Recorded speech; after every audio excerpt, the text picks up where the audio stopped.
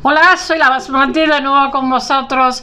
Hoy os traigo una obra, ya he hablado de él, Vermeer de Delft. Se llama Jan van der Meer y después hicieron la contracción de Vermeer de Delft.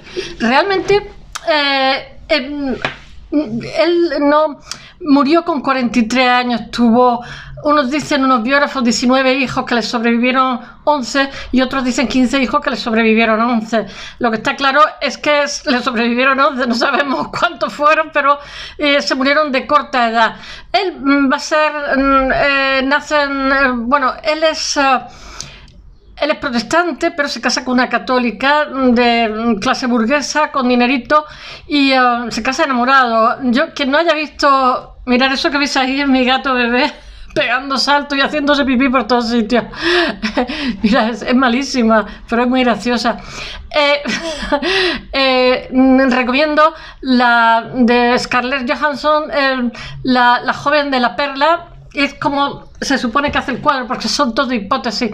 Él muere, vamos a ver, los españoles, después del protestantismo, rompe Europa, lo fracciona la unidad europea, y en el caso de Holanda más. El norte era protestante, el sur católico, había más protestantes que católicos, pero ellos luchan contra los españoles, y al final, cuando Vermeer es adolescente, los españoles han sido expulsados de Flandes. Tened en cuenta que Flandes era riquísimo, era muy pequeñito, estaba en los Países Bajos y los Países Altos. Países Bajos era Flandes, Holanda, Bélgica y Luxemburgo, pero sobre todo Holanda, y los Países Altos, que eran Austria, Österreich, y que fue un solo imperio, con Borgoña, con nuestro Carlos I tal. En historia fue toda una cosa, el imperio más grande, y después unido a América, y era borgoñón y español. Carlos I, hijo de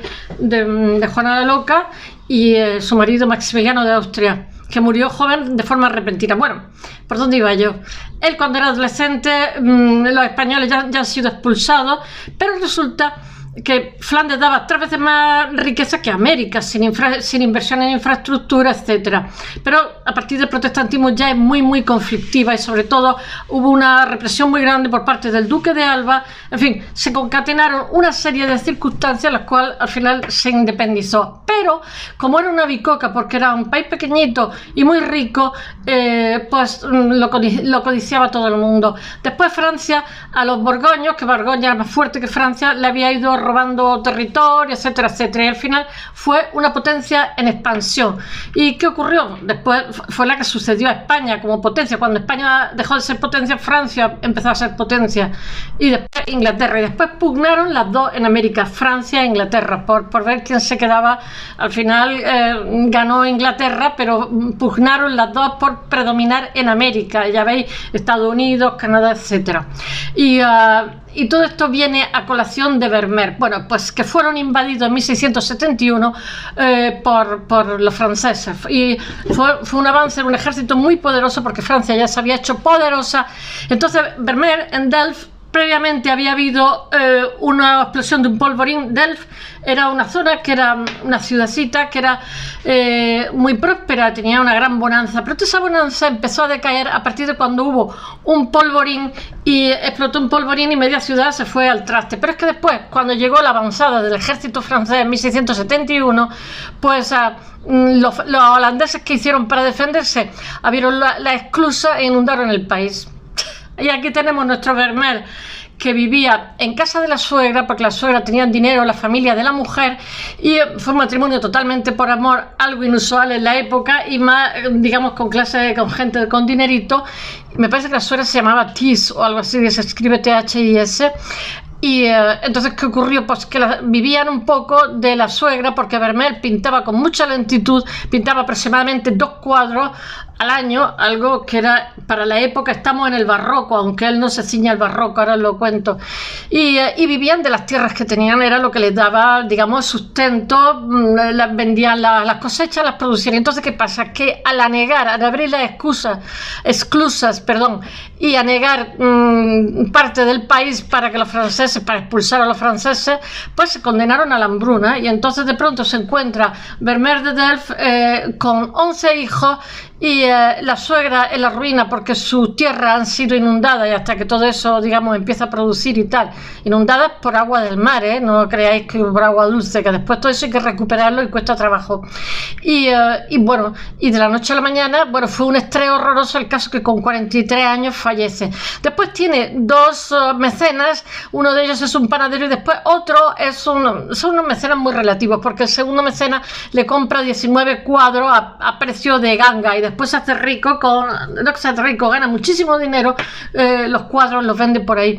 Y después he estado leyendo varias cosas, bueno, he estado leyendo un montón, pero he estado leyendo que no sé quién de Renania en 1700 y poco le dan un regalo, ¿no? Porque el conde de no sé quién, es que no me acuerdo bien de los nombres, y sé que es de un estado alemán, y entonces, digamos, como ha comprado 20 cuadros, le regalan un Rembrandt, y resulta que no era un Rembrandt, era un cuadro de Vermeer de Delft.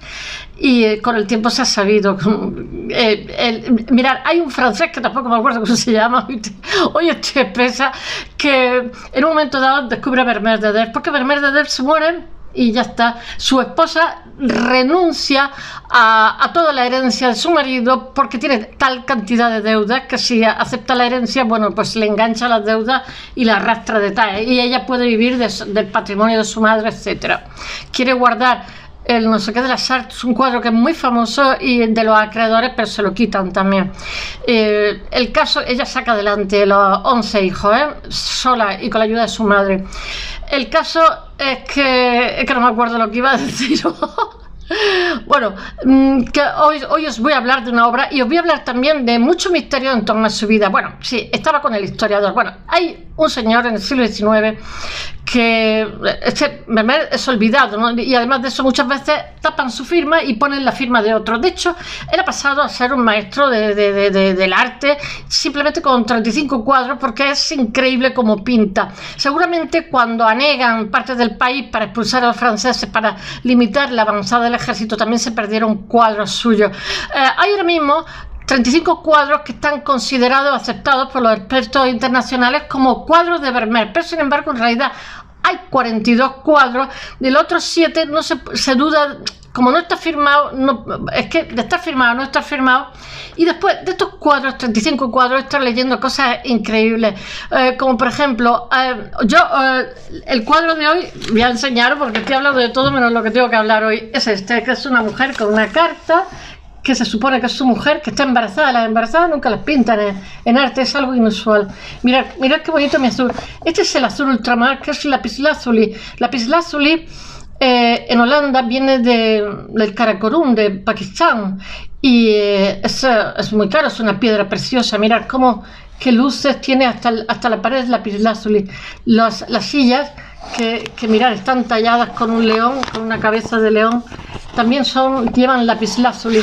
Nosotros los españoles utilizamos lapislázuli para hacer los cielos, en la pintura mural, pero la robamos, entre comillas, la tomábamos de Colombia, que tiene muchos lapislázuli, o tenía, no lo sé, porque hemos debido de agotarlo, porque toda la pintura mural que hay en las catedrales, en la iglesia, todos los cielos, y es el azul ultramar. Mirad qué bonito, todo tiene como una veladura, una atmósfera como de polvo, que es azulete.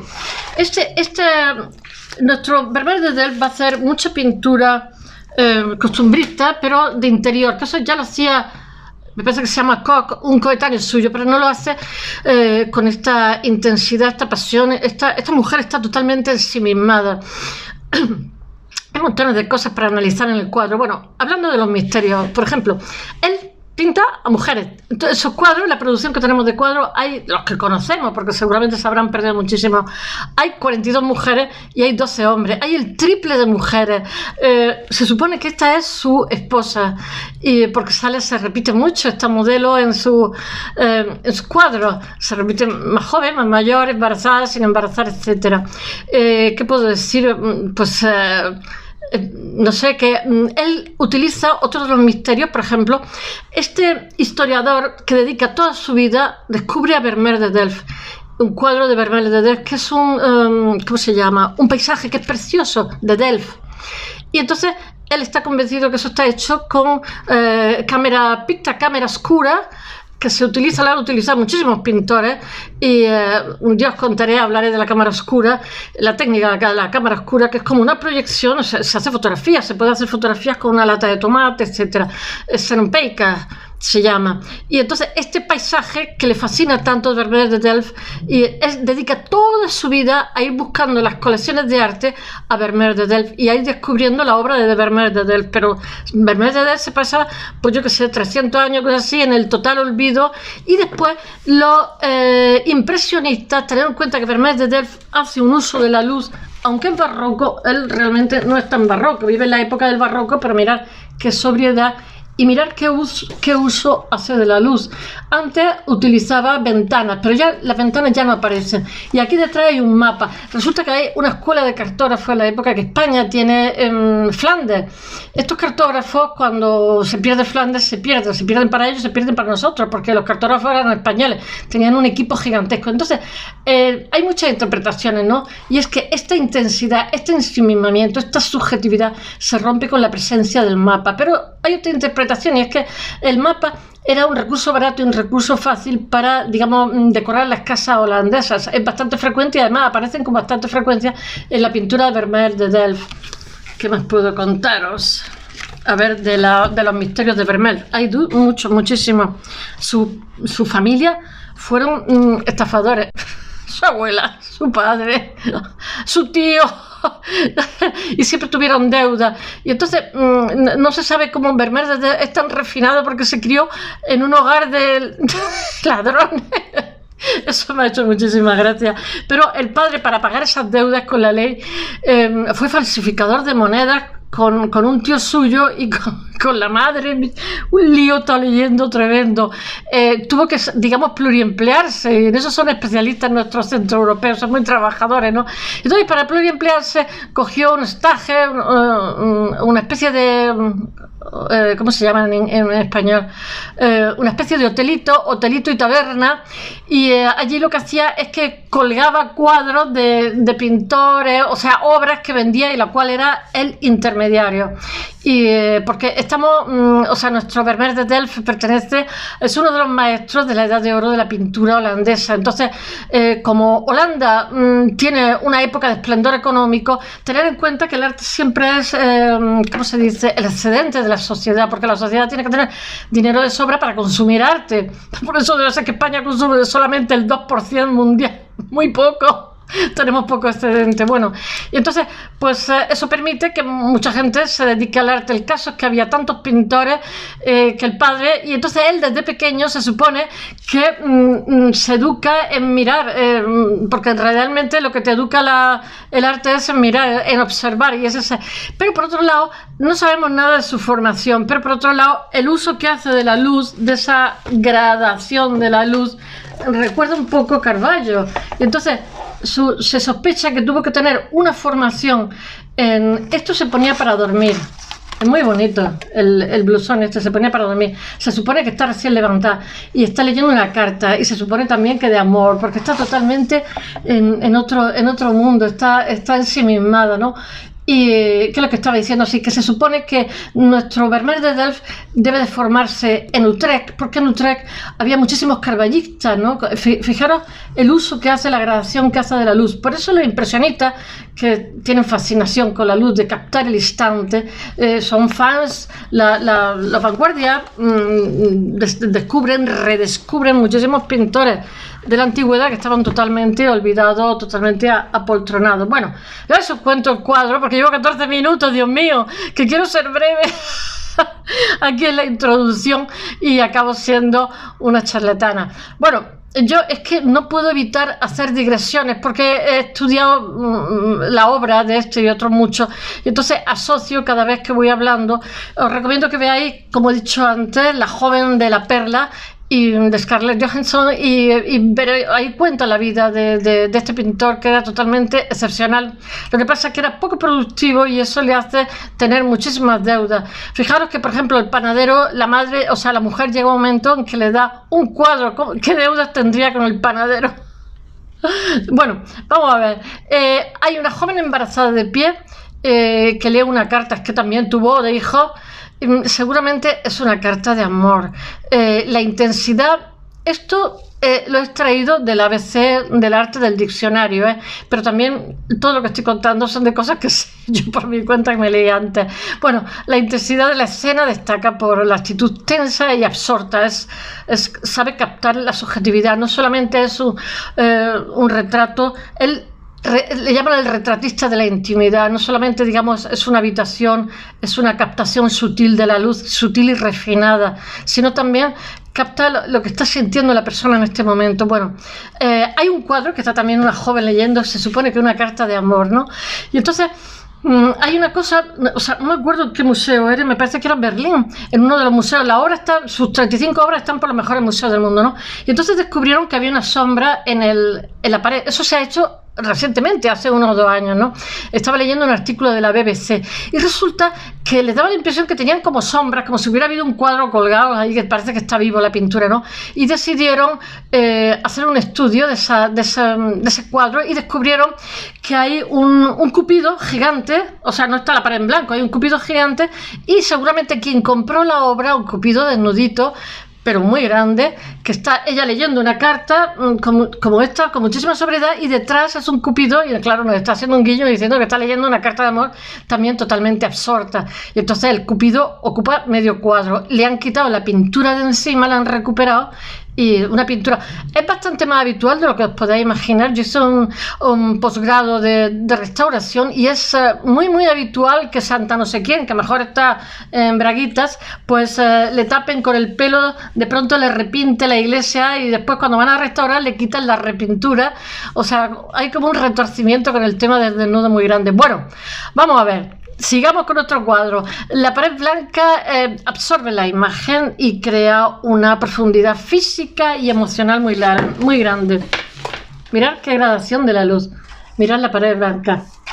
El mapa de la pared, a ver, actúa como contraste emocional, porque claro, el mapa es sobriedad y ella está sintiendo una emoción como muy grande.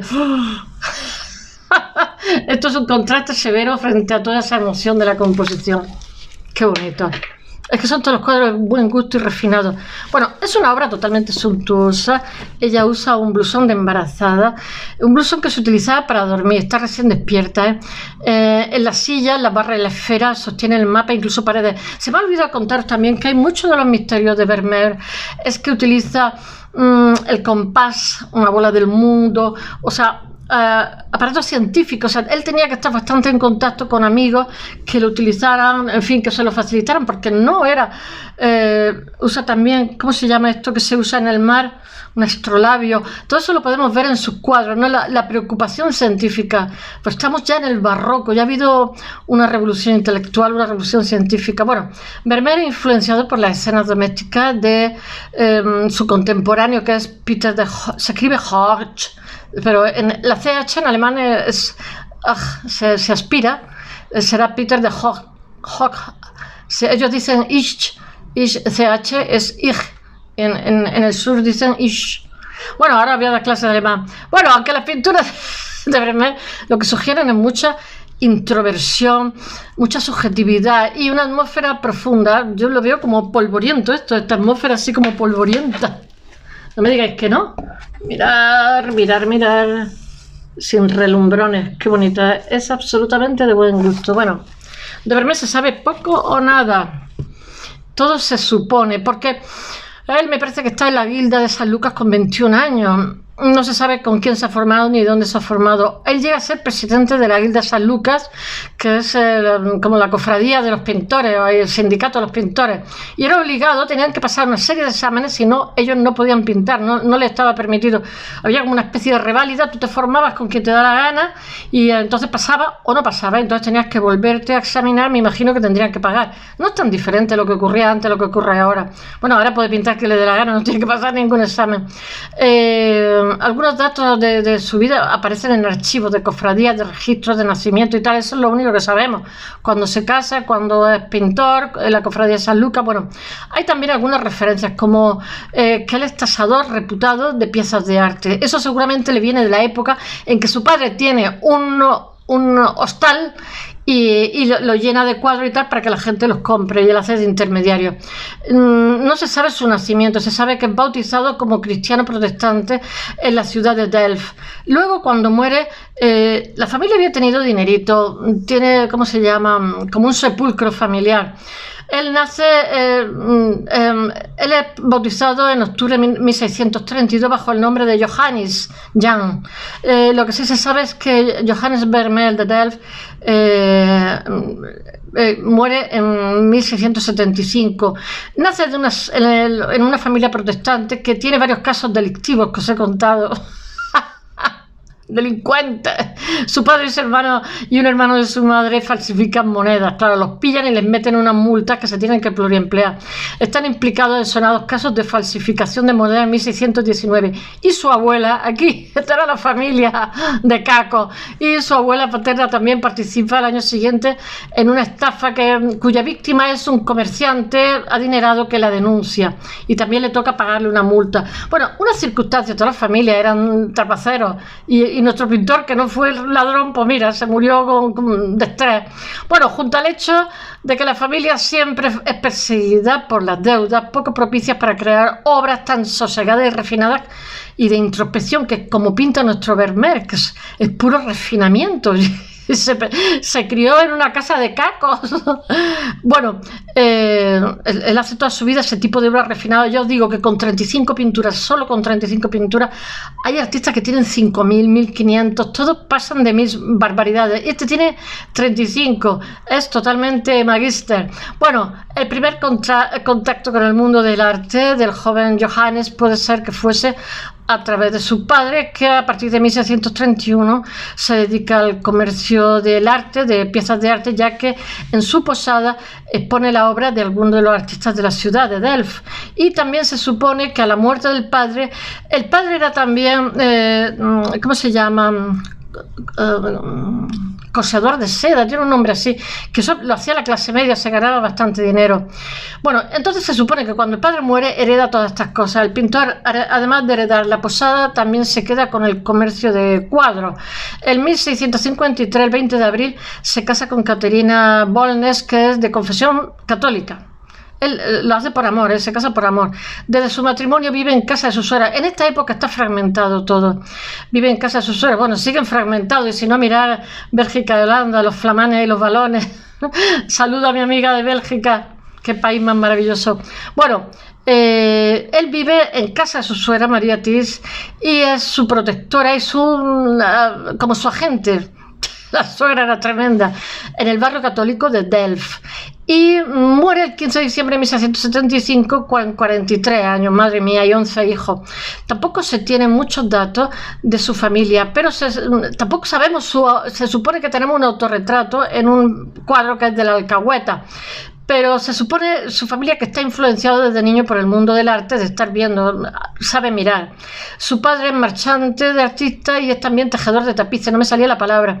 Y bueno, en las pinturas de Vermeer de Delft aparece porcelana china, aparece, que eso también, para que veáis el tráfico que había, aparece, ¿cómo se llama?,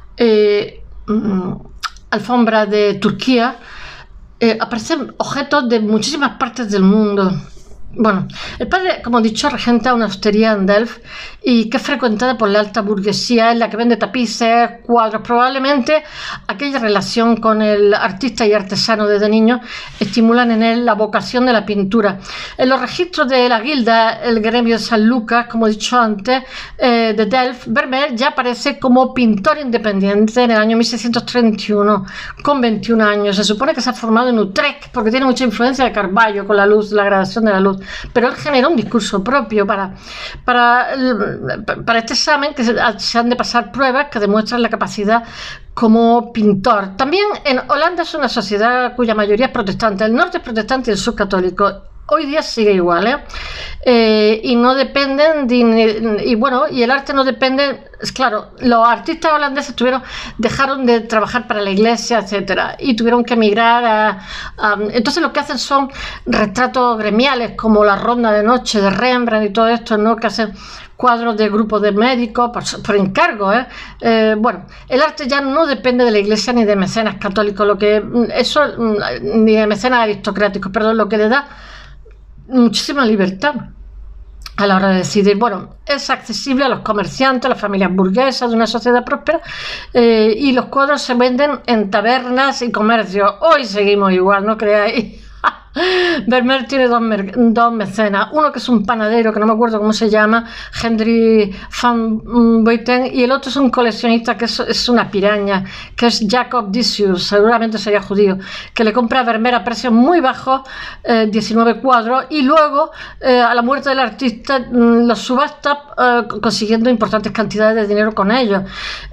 Aparece en la novela de Proust y este lo define como un pintor desconocido, Proust, porque todavía no sabía, Proust es del siglo XIX, no sé, al final del XIX, principio del XX, no se había, Vermeer seguía siendo bastante desconocido, un desconocido que es capaz de dejar una obra inmensa con solo 35 cuadros y de autoría, digamos, contrastada, y bueno, que pasa a ser maestro de la pintura y bueno, pasa a la historia del arte con todo un poderío que para qué.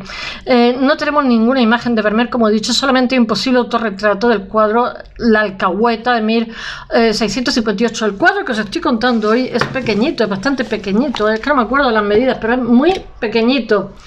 Pero no hay certeza que este autorretrato sea él, se supone que es él. Os he contado antes que las compuertas holandesas que cercaban el mar son abiertas para detener el avance del ejército de los franceses contra Holanda, que los invaden. Muchos campos de labor se anegan, entre ellos los que ayudan a sacar adelante a la familia de Vermeer, que tiene 15 hijos, de los cuales sobreviven 11. Los campos y otras posesiones pues son anegados, y entonces pues no tienen cosecha y se mueren de hambre. Está lleno de deudas y sin la suegra que poderle ayudar. Entonces eso arrastra la ruina de Delft, que ya ha sido, digamos, ya se ha diezmado esa ciudadcita con la explosión del polvorín. Su época de bonanza acaba ahí, en la guerra franco-holandesa. Aquel desastre termina de hundir. Mira, los holandeses fueron, como eran una bicoca de país, porque eran muy ricos, fueron invadidos por los ingleses, porque ellos tenían vías marítimas que eran más competitivas que los ingleses. Fueron invadidos por los franceses, fueron invadidos por los españoles, por eso lo digo, americanos, que no paréis el reloj en la invasión española. Los españoles hemos sido también invadidos por Dios y su madre. Bueno, y Vermeer fallece con 43 años a causa de la angustia y el estrés que le provoca todas las deudas que tiene y la suegra que no puede satisfacer a sus 11 hijas. En aquella salvación desesperada contra las tropas francesas se pudieron perder muchísimas obras del artista. Estos son hipótesis, hipótesis, nada más que hipótesis. También os voy a decir una cosa, hay casi un salto de 400-500 años, es fácil que se pierdan. Si encima pintaba lento, pintaba 2 al año, nunca lo sabremos. Lo único que tenemos seguro es que tiene 35 obras que son suyas, suficiente para que pase lo que es su obra, no sé, para que deje su sello en la historia y nos encante y podamos hablar de él montones de veces como hasta ahora. Hoy tendría que haber hablado de las guerrilleras girl. Mañana hablaré. Hasta mañana.